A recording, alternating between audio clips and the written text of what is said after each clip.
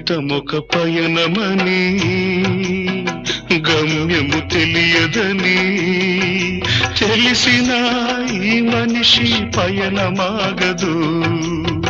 జననం ధర్మమని మరణం కర్మమని తెలిసిన జనన మరణ చక్రమాగదు.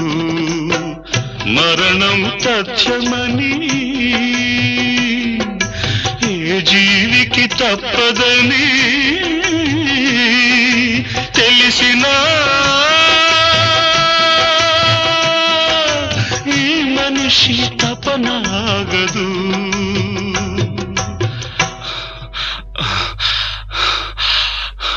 ఈ బ్రతుకు తపనాగదు. ఆగదు ఏ నిమిషము నీ కోసము.